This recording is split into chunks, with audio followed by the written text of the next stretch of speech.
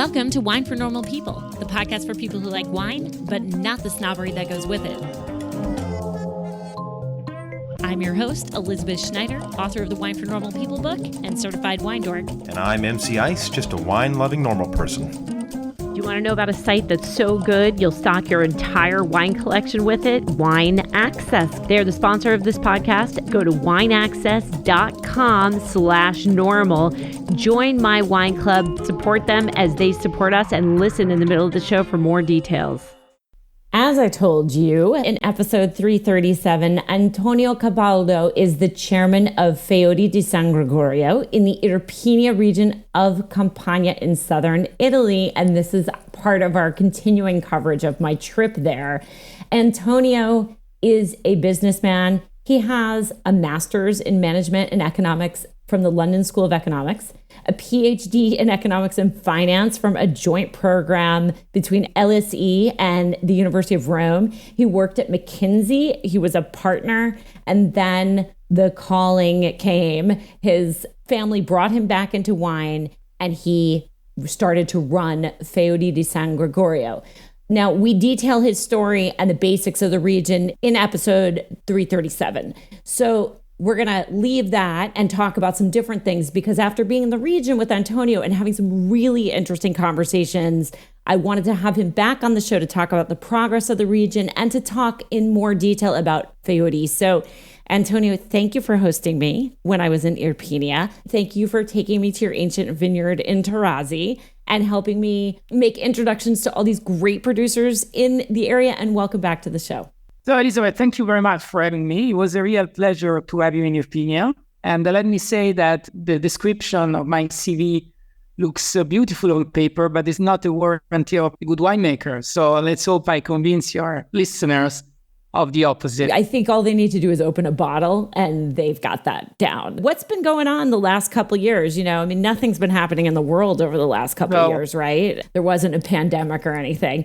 So what's been happening at Feudi since These were three quite, normal years. That's not what we're used to, both internally as a community of people working together in the winery or when facing the market issues in export and also the domestic market. So there were three quite challenging years. On our side, there were two major things we did. I think on one end, this was a good time to think. I think it was good for everybody. I think maybe after the pandemic, we got as dumb as we were before, probably. But we got some time to think in the 2 years we were partially stuck at home or more restricted in travels. And I think we treasured this time to make sure that all our strategic actions were enforced. And when I talk about that, I mostly talk about all the programs we do for ensuring the best quality of the wines. So Feudi Studi, our parcel wine program, or the old vines protection heritage, this is also something we work a lot on. So basically, we spent the last 3 years trying to streamline our priorities and understanding that this would make the difference in the future. So we could work on that. The second thing we have been really focusing on the last 3 years has been to try to put in a structured program our sustainability practices that we've been working over the past 20 years in a more structured and organic program that allowed us to become a BCorp, I think now 1 year ago. This was also something I'm quite proud, not of the certification itself, but with the work that we did to get to the certification. Yeah, I want you to talk about that because it is unusual in the wine world. Are you the only BCorp winery in all of Italy? I think in Italy there are three, one in Veneto, one in Puglia and us. And now a fourth one, Casca d'Almerita in Sicily, is joining. So there should be four. In the world, there are around 50 producers. One largest Conche Toro. Then you have EPI Group, the Champagne Group in France, and there are others. So it's quite unusual. Can you explain what it is for people that don't know what a B Corp is and what you had to do? Because it is a lot of work. And I think this is where your business background comes into play, because it does take a lot of strategy and planning in order to make this happen, right? Let's take a step back. First of all, I believe in general that certifications, they shouldn't be a pain to get to. So they should quite naturally reflect what you've been doing as a winer. You know, there is always an effort as a winer, as a company. There is always an effort that you have to do to get the thing done and present it in a compelling and structured way. But this should be the reflection of your efforts. Otherwise, after a couple of years, you lose the certification, and it is quite useless effort. You shouldn't do it for marketing reason. You shouldn't do it just for getting a medal on your chest and say, okay, I got this certification. So this one specifically, what I like about this is that there is one statement behind a BCorp, which is a private movement led by companies themselves. One of the most famous one is Patagonia. That is this company that tries in any way possible to prevent you from buying new products from them and try to restore the old ones. So there is an idea behind this that a company can be a positive force for the community, which doesn't mean that you're not for profit. You are for profit, but then part of your mission is not just producing profit for your shareholders, but to create value for the whole community and stakeholders around the company. This may seem very simple, but actually it's quite complicated in reality. But it's also quite natural. Naturally, in particular in agriculture, but also in other realms, when you work as a company, you have every day the opportunity of making things that are positive for the people around you, that probably don't cost you anything, or that anyway, the benefit from the people around you largely outweighs the cost for the company. A BCorp is a company that actively pursues these opportunities and tries to work in a synergic environment with the community around. For us in agriculture and viticulture, it's quite natural to do something like that because we have to work with the community of growers, with our fellow producers, with our community within the company. We are there for the long term because in the wine business, that's the key. I mean, if you start this business, Philippine de Rothschild used to write that it takes 2 centuries for turning wine business profitable. So actually, she said, the wine business is a positive thing, is a profitable thing after the first 2 centuries. So you're there for the long term. So you need the new world's in big trouble then, huh? Yeah, this is what my dad told me when I started this. He gave me this book and he told me just to be patient, basically, because I was coming, as you said, from another realm. So finance, you tend to be quite impatient and you tend to consider time as a cost of wine in our wonderful wine industry. Time is a value. And this is a change of perspective that you need to give to yourself and to the people around you. So basically, when you think that you can be a positive force, then the step forward is that you need to do a set of actions to do this seriously and to try to progressively improve. So if you do something 1 year, you shouldn't go back the following year. So that's where the certification comes in and the points that you need to score comes in. So BCorp, in a way, values companies against an enormous set of criteria, and you need to get 80 points out of 200. 1% of the companies that apply make it because it's quite challenging, as you said. Yeah. Your impact is measured against several things. Now, one of them is, of course, what everybody is knowledgeable about is, can you make organic farming? Do you do sustainable farming? Et cetera, et cetera. So there's one part that is, of course, your viticultural and agricultural practice. But then there are so many other things that in viticultures can impact their ecosystem. The first thing is that sustainability towards your employees, how much you pay them, how much respectful you are of diversity, and all the things that matter in every industry, you should matter also in wine. Secondly is how much to your profit you devote to community-oriented initiatives such as local foundation, art, culture, all the things that can help the community to get elevated. Then third is how you work with your renewable energies, the consumption of water, and all the other natural resources. So it's a quite composite set of criteria that you have to meet. And I think what's more, and then I close my answer, which was quite long, but I'm Italian, so you have to excuse me, it's that you have to take a holistic view of the impact. That's, I think, is the real value of this certification. And this is why so many companies are now trying to apply, is that sustainability cannot just be if you are organic in the vineyards, because that depends on you, but partially depends on the terroir you are, and just capture exclusively one aspect. BCorp, B-Lab, takes a stance of 360 degrees of how you work in every aspect of your company.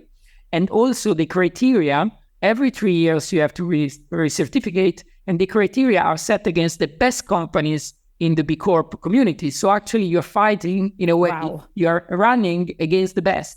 And that is also the other thing I love. So the certification itself, I care, of course, but it's a mean for us to get a structured approach towards, sustainability and impact, and to try to improve ourselves every year and learn the best practices from all the companies around the world. That's really important to look outside of the wine industry. That's one of the biggest problems that I see also coming from, I think we talked about this in the first show, coming from outside the wine industry. You see all of these things that the wine industry could learn from other industries and they never do. So it's nice to look at that in another way also. But I do want to talk about Irpinia because you do have some set advantages over a lot of other regions in the world in the sense that there's already this built-in sense of biodiversity. I feel a little bit ignorant because when you go to the wine regions around Italy and especially around France, all you see are vineyards. There's no forest. There might be like a little sprig of forest. The rest is all vineyards. In Bordeaux, there's barely a tree to be seen anywhere in a vineyard.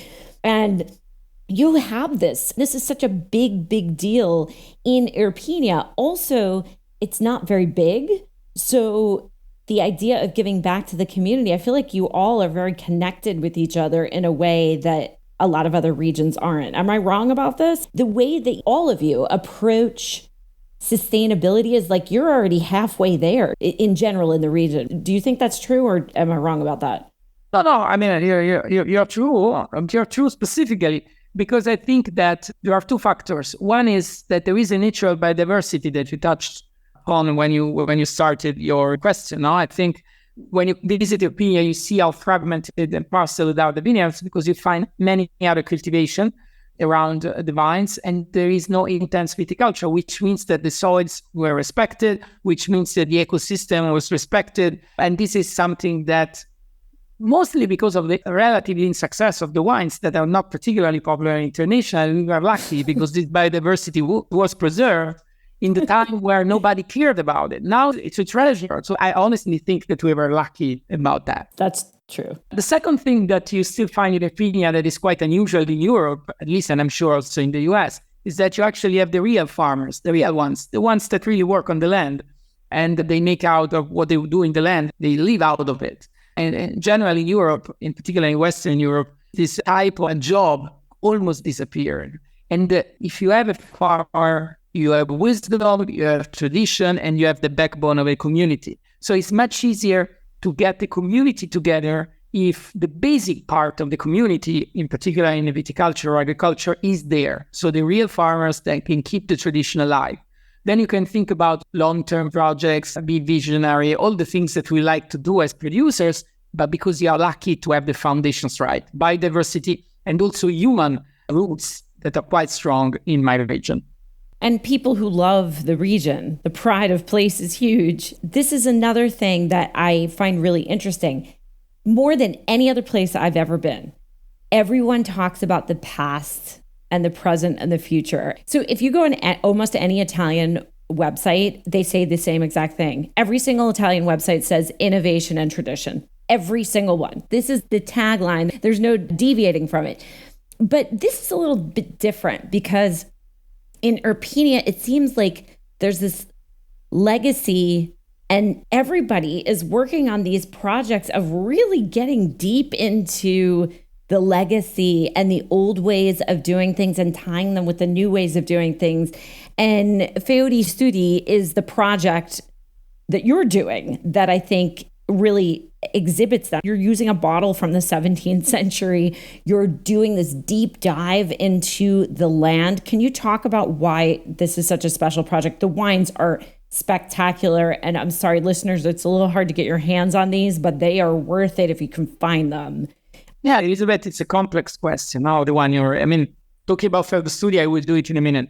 But the question that you pose is broader. The relationship between tradition and innovation, for instance, for me, for Feudi, is a little bit different probably than just saying we live on a great tradition, but we want to innovate it. We are, because of what you said, we are really deeply rooted in our tradition. So tradition is part of us. It's not something that we say, okay, we respect our tradition. No, it's us. And when we speak, and that's also the relationship between time, past, present, and future. For me, what captures most is not really the dichotomy, tradition, innovation, it's the relationship between wine and art, something we can talk about later. Because yes, I want to talk about that, yes. The way to structure our relationship with time has a lot to do with an artistic vision rather than just an historic vision. But let me get back to Feudi di Studi. Feudi di Studi is a project that we started over 10 years ago. It's a micro-parcel application project, having so many small vineyards that we spoke about in a previous podcast. But at Feudi, we have 800 parcel to make our own 300 hectares. So average parcel is less than an hectare. This gives an incredible potential for single vineyards, but the problem, of course, is that it's complicated to communicate that. However, we decided that we were too frustrated to do just one wine or two wines out of each varietal. And we decided to do this collection of single vineyards from some specific vineyards that we like most for their expression of the characteristics of our incredible varietals. And we do by small batches. No? So we do 4 wines, 4 Greco, 4 Fiano, and 4 Terrace every year in less than 2,000 bottles. And we keep them as a winery as educational wines that can express the diversity of each varietal and the potential of each varietal, also in terms of longevity, because we store them. And also the wines have incredible longevity. This is a way to study, because there is no better way than actually making and drinking the wines out of a parcel to study really the parcels. There is another reason that I can mention when we talk about how important is our tradition and the traditional practices. As there are many projects that we do also on a viticultural standpoint in order to understand how to better tackle climate change. In particular, in the Greco di Tufo area, there is a project that we're doing with the University of Naples. This project is called Greece. Greece is like the movie, because Greece starts with GRE, this is Greco. So I don't like the acronym, and sorry for that. The university decided to call it Greece. But what we are finding out is that very simple result, and probably obvious, but that the old way of cultivating the Greco, which is some sort of pergola, is way more effective to tackle unexpected climate events than cordon or Guyot. That's amazing, though. It is. So everybody, without caring about it, you would just keep doing how you're doing. The problem is that it's not particularly productive. The problem is that everybody's telling you that you need to adjust to international standard. The problem is that all the external people tell you that Guyot is better, blah, blah, blah. But actually, all the Guyot that have been done in the region, we also, not from Feudi, but for everybody, we are turning them in a mixed Guyot pergola. So in a way that the leaves anyway cover better the grape, in particular in the summer, and we keep the grape a little bit higher, because when it rains in October with the Guyot or cordon, the grape is too close to the ground and you immediately up, and the skin is very thin for Greco, and then you lose the grape. When we presented the results of this study to our farmers, our growers, I always remember that there was like 50 people in the room, and we were so proud because we have been working on that for like 5 years, probably good 5 years about this project. I remember one of our growers raised his hands and said, "Mr. Antonio, can I talk?" And I said, "Yeah, of course you can talk." And he told me, "You know what? You spend a lot of money with the university, but I could have told you that for free 5 years ago because I knew that." And that's, I think, in some sort, the fact that we have these people, and we also have the vines cultivated under old techniques, is the best gateway for our future. That's why it's so important in Irpinia, because we have remains of the past. They work very, very well, and they're probably going to work even better in the future, in the most challenging future, in particular in terms of climate. I think that people should go to Campania. If you really want to understand Italian viticulture that is not a reed in the wind, you do not blow with the times. You think about Piedmont, they had the Barolo boys. They had this fight about oak. They constantly are fighting about the best ways to cultivate the land. You see this in Tuscany also. Veneto has its own mess. And then in Campania, there is not that at all. You make the wines the way that they are made, and you don't use international grapes. You never have. It really is true Italian viticulture. I don't know of any world-class region that has not bent with the times, except Irpinia. I can't think of anybody else. Maybe Champagne. Champagne has not really wavered. But most everybody else, Robert Parker came along and they did this and that. You guys have just not done that. It's really amazing. How do you keep improving and stay focused? No, I think we're lucky, because it's very pure. All of our wines are single varietal wines. Every of our DOCG, Fiano, Greco, and Terrace, of course, is made of Arabianico. They don't overlap. So it means that the farmer historically planted Greco where it belonged, Fiano where it belonged, and Arabianico where it belonged, without being influenced by either the DOCG protocol or whoever journalist was telling them what to do. And that's the beauty of it is incredible. I mean, how we can keep improving that. I think there are two things. One is that the future of Irpinia wines actually is mostly in getting a deeper knowledge of individual parcels potential, such as Feudi studies, so the subzones the subzones of the appellation. This is where we need to focus in the future. And secondly, I think there is a lot you can do anyway in improving the style of the wines you make in order to emphasize more and more the primary elements of the varieties. So there is some dispute about oak in Terrace. We can work on that. And also there is something we can do on the temperature of fermentation of our whites in order to loosen all the exotic aromas that don't belong to our area that are mostly related to fermentation temperature. And this is something that the region is improving into. So fully endorsing our uniqueness is something we can improve. And it's easy, actually, if you don't follow what some people that say that the market is going there. The market is much wiser than the market experts. The market is looking for curious, genuine, and original things, and we can offer all of that.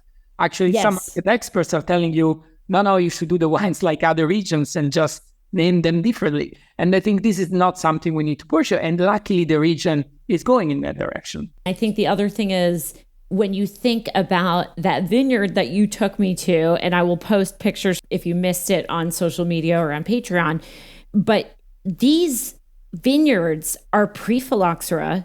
They have plant matter that you will not see anywhere else, and they're structured in this crazy way. And instead of just saying, okay, well, we have this vineyard, it's hard to cultivate, it is on pergola, you're taking plant matter from it and cultivating new vineyards from it, the rootstock and all. Can you talk about that vineyard? Because I think the Old Vine Terrace vineyard is emblematic of the wine culture of Campania. It is like, we're not going to tear this down. Somebody could have just pulled all that up, but they didn't do it, Yeah, I mean, this vineyard is in the center of Terrace town. It's called, very close to Terrace town, it's called the Vigneto d'Are, Vineyard of the King.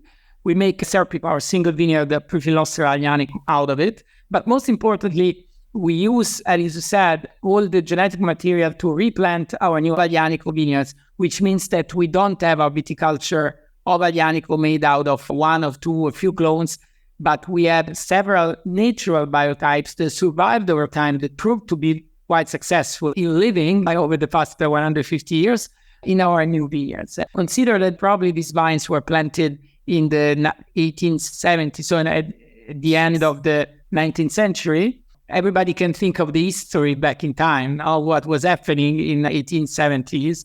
But honestly, for us, the most interesting thing is not just the wine that comes out of it, but the possibility that this vineyard gives us to make our historic viticulture survive. There is also one element that for me is worth mentioning, is that every year the grapes that come from these vineyards are the best. And the vineyard that was not meant at all to produce quality, because the viticultural method was, we do a high pergola so that you can plant other vegetables on the ground. So it's not meant to was high yield viticulture in a way, pergola system. Now the yield reduced, so was the plant reduced their own yield over time. So now the yield is very low, and it's a self-decision by the plant. There is nothing we need to do every year. We don't need to take out leaves. We don't need to do green harvest. They self-regulate, and they produce the best quality. And when you are in it, it's very charming. You remember? You feel like... Oh my gosh. You feel like in a library. I'll never forget that. Yeah. Never, ever forget that. Yeah. I want to come back when it's full of leaves, because you said that that's even exactly, cooler. because you missed Take that. a picture for me. I know I've been doing a lot of coverage on Italy lately, and I hope that, like me, you never tire of it. The different perspectives are so interesting, although I do see a lot of connection between last week's episode with Ava Martinelli and this week's episode with Antonio Capaldo, even though they're in very different situations and in very different regions, just talking about kind of the power structure in Italy and some of the challenges. I think it's a really cool side. That's why I'm presenting it to you. I hope you love the show.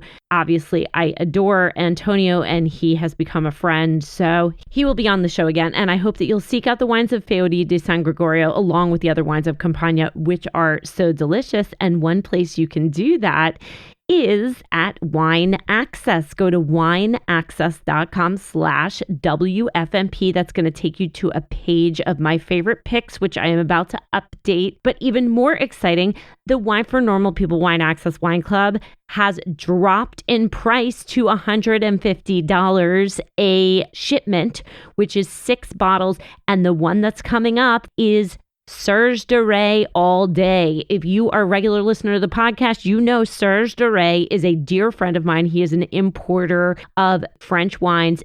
The wines that he has in his portfolio are impeccable. And we're going to be presenting an entire shipment of these wines that are not available really almost anywhere else. Sign up today. Go to wineaccess.com/normal and sign up for the wine club.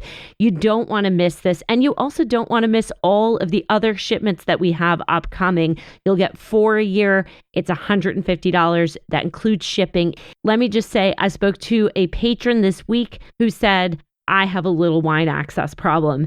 She had to buy a new refrigerator just to accommodate all the bottles of wine access that she has gotten because it really is that great. Check it out today. Go to wineaccess.com/WFMP. You'll get 10% off your first order and join the wine club. I'm telling you, you will not regret it. Wine notes that I write, videos on each of the wines. And if you're a patron, you get a special patron video hangout. And I think this time we may have a special guest for that. Don't forget also about Patreon, patreon.com/wine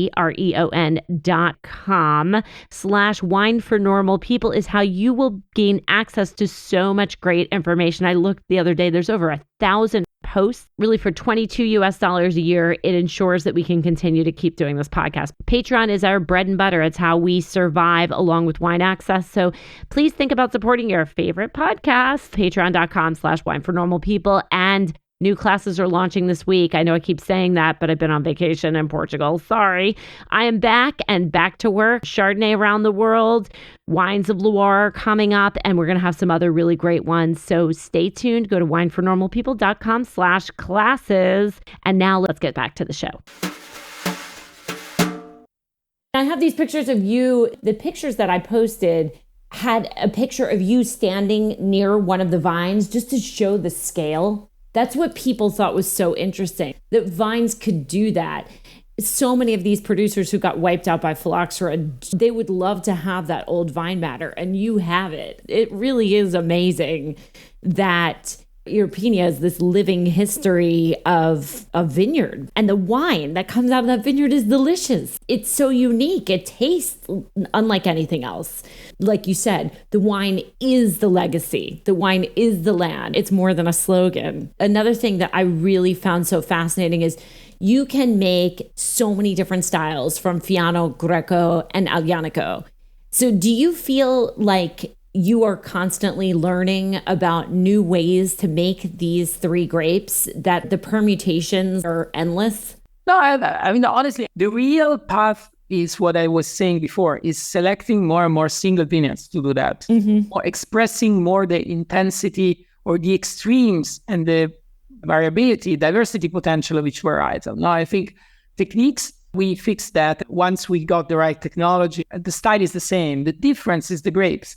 And the fact that before we blended more than what we do today. Today we do more single vineyards, we separate everything at the winery, so we keep studying every single parcel separately. And I think this is where in the future we can continue improving the purity of our region. Okay, so we mentioned the art and the combination of wine and art, especially in the region.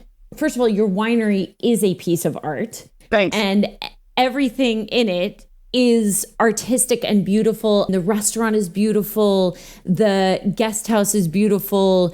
Everything that you have is so thoughtful.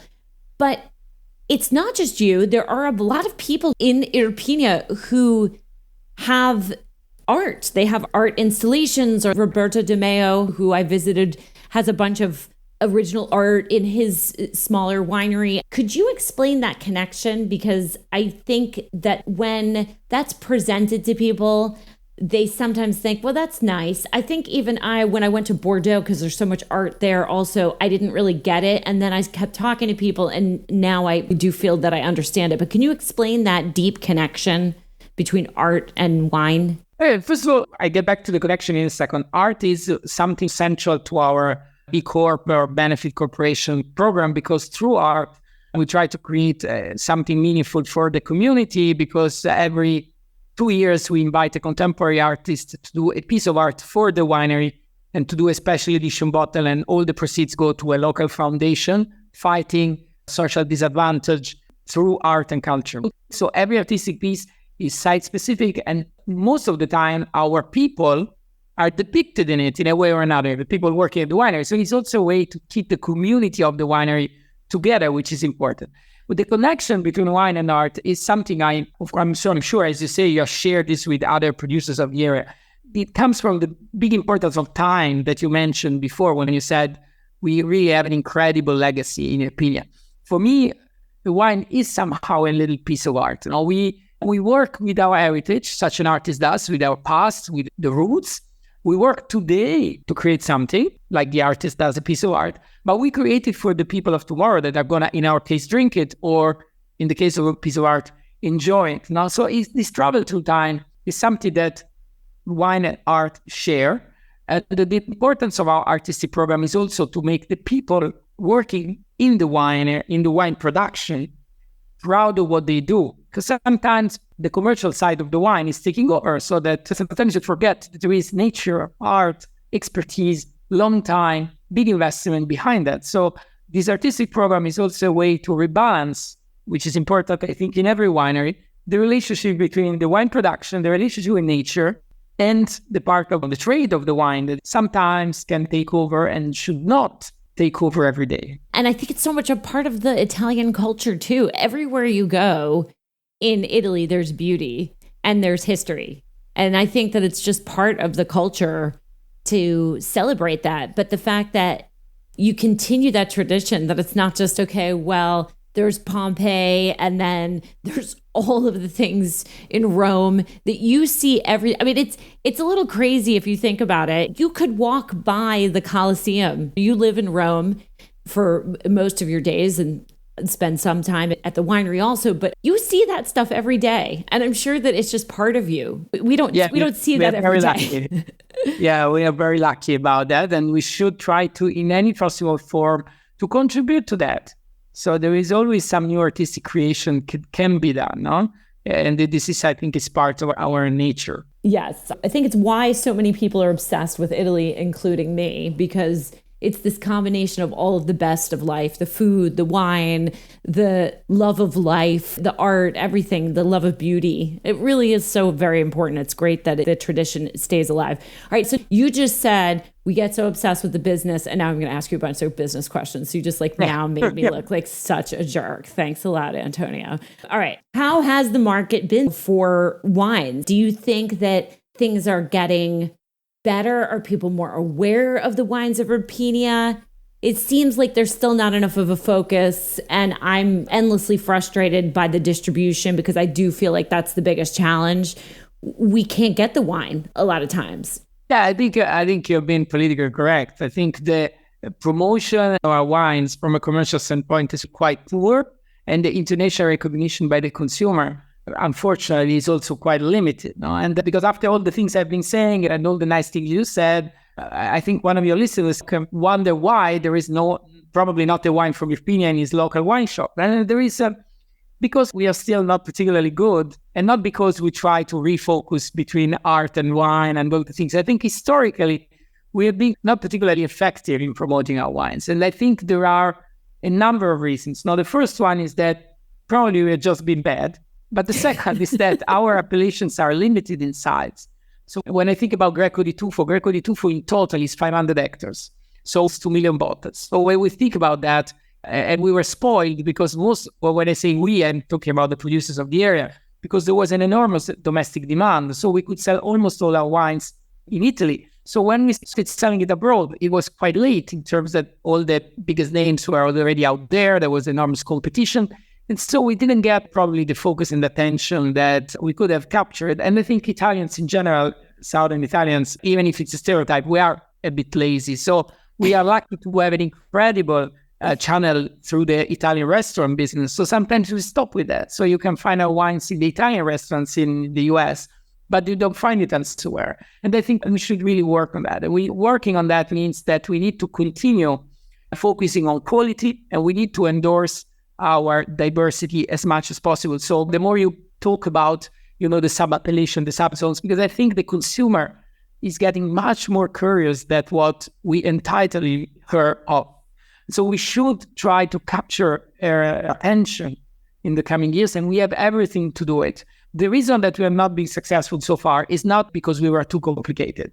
So the answer to this is not to get oversimplification and let's say this is the wine of the Romans. I don't think this is really the answer. I think that would be a terrible idea. Yes. Exactly. So, but sometimes is mentioned, all these kind of ideas. So the more, if Irpinia is too complicated, 3 varietals. No, I think that complicated is good. As far as it is good, it is diverse, it has a reason to be complicated, and it is also complicated in a way that the glass is different from one wine to the other. So there is a reason behind the complexity of the region. I think, unfortunately, Italian wine in general is way too complicated between varietals, appellation. But at the same time, this is also the beauty of it, that once the consumer wants to learn, there is no end, and they can learn many things and explore the history, the varietals, the terroir, everything. So I think that we need to continue working on that. And I think this is where we have not been successful so far. This is also where, as a community, we have not been working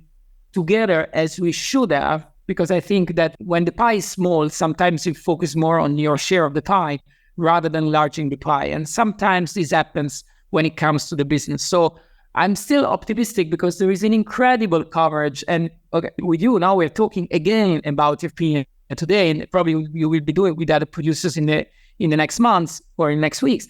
And I think this is promising because there is attention, because when someone who is an expert in wine comes and visits, he wants to talk about it because it's an hidden gem and he wants other people to learn about it. So I think we have a highway in front of us, but we should continue working. It's hard work, but we should not lose our DNA, which is a DNA that is not simple.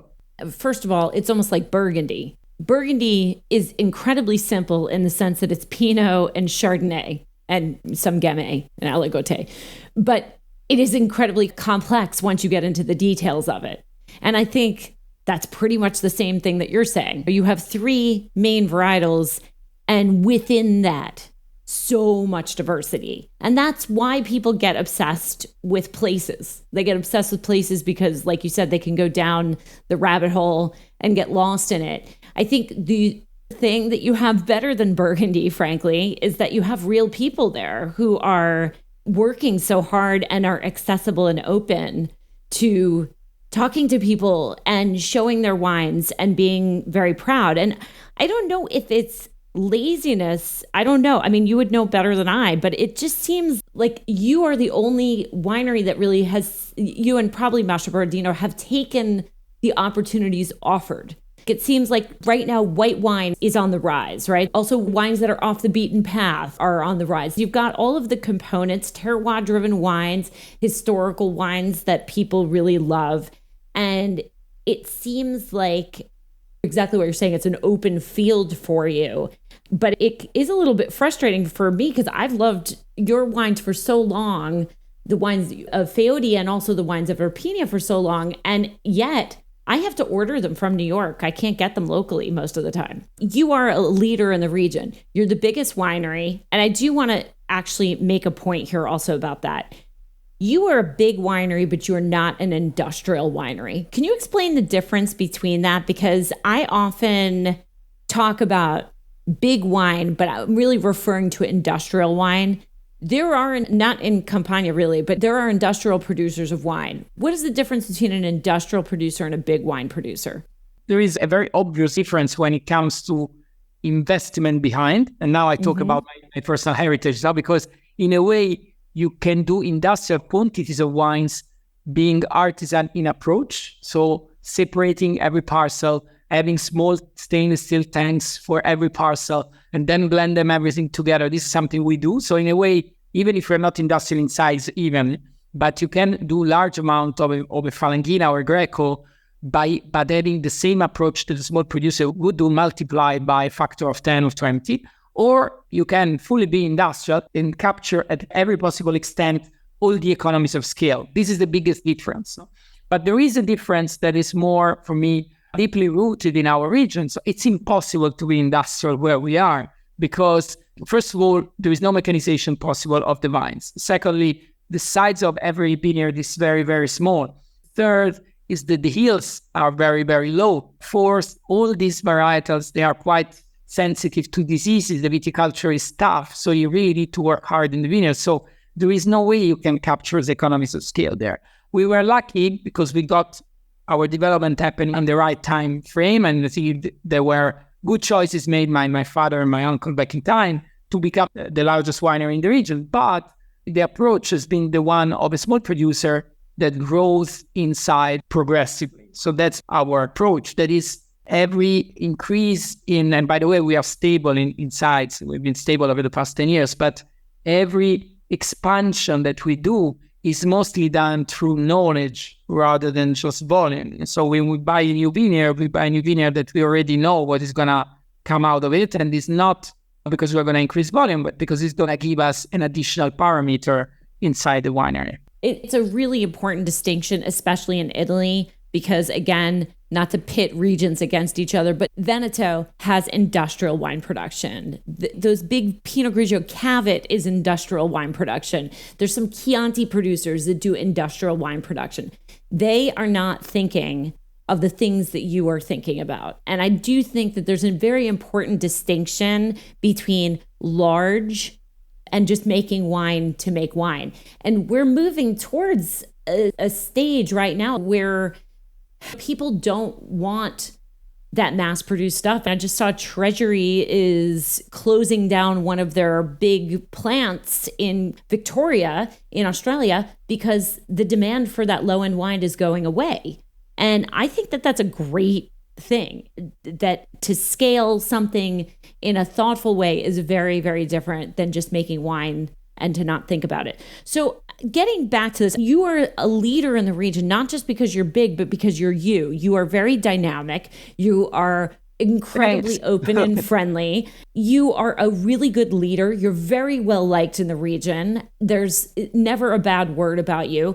You are the leader among a lot of producers. They really, really respect you. So does it sometimes feel like you're alone though out there, just because you are so dynamic and you are really in it? You have done everything that you can to get Feudi out in the market everywhere, not just in Italy. No, I don't feel alone. I feel, by the way, dynamic. Thanks. I made many mistakes as well, but that's the beauty of it. That's called being human. Sorry. I know you're almost perfect because you, with your CV, remember, we know how freaking smart you are. So you can't get away from that. Sorry. That's why I did the CV. No. So you could not do this whole...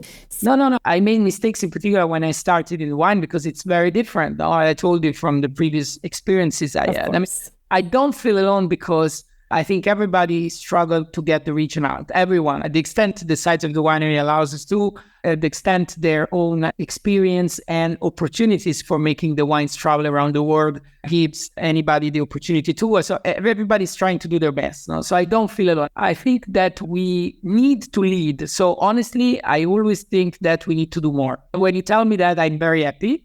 But when you tell me that, you also imply that the consumers are not aware of these wines as much as they should be. This is mostly my responsibility. So I always think about that. This is not because I want to say, nice words here or politically correct words, but I think I really feel a responsibility to lead the system. And I feel the responsibility that when a bottle of my wine comes to the US, this is the single shot that we give to the appellations sometimes to be appreciated by the consumers. Because maybe Feudi or Mastrogiardino or Terrace, a few wineries can make the journey. And they should be ambassador for everyone. I honestly think that I could do more, way more for the terroir, and it will come back to me because there is no great winery without a great terroir and community around it. We are an incredible community and terroir for the values, for the people, for all the things, for the history, also for the vision, for all the things we spoke about.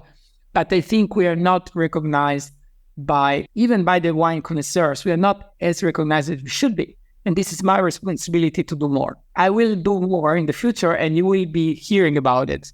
Well, I will do anything I can to help you do more. I think the consumer base is there. Every bottle is a great ambassador that makes it here. And the region's pretty small. There isn't a whole lot of bad wine that comes across.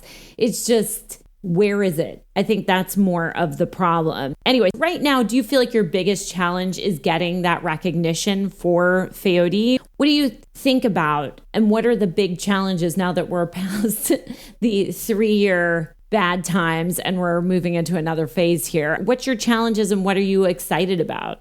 The challenges, we spoke about that. The challenges for the winery and for the region is to get higher recognition. My biggest hope would be that in the future, if you open a wine list in New York, we get Italy before France, at least for the whites, and we get Campania before many other regions in the order of the page. Today, if you go to Milan, and I'm not talking New York, the Campania wines come at page 60 of a wine list of 80. Of course, they can claim they start not so south, but believe me, if Tuscany was in the south, they would start with Tuscany anyway. So there's a lot of things we need to do.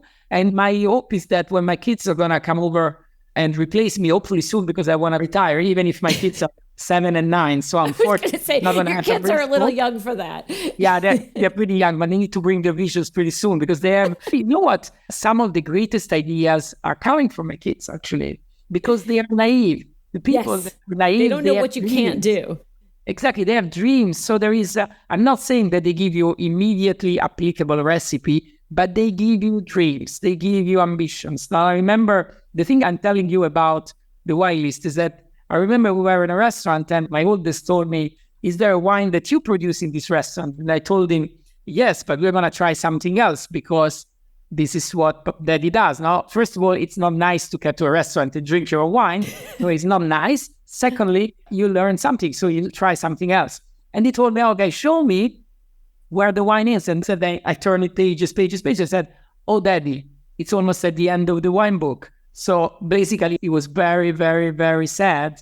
And he told me, actually, he didn't want to say, Daddy, I'm deceived. No, so he didn't tell me that. But his face was telling me, Dad, how the hell your wines are at the end of the book now? And so I told him, because at the end is where the story finishes and you have, the happy ending now. But this was really bad because I lied to him because they were at the end because nobody cares about my region as if they should care. So my biggest hope for the future is that in particular for the whites, because we haven't been talking about it, but I think on the white in particular, we have a region that is one of the few regions worldwide that can make a difference because, and for me, it doesn't mean that Terrace is bad, but there are so many good red wines out there. There is such an established tradition about red wines that it's more challenging. I think on the whites, we can be in the front page of a wine list in New York, and we should be.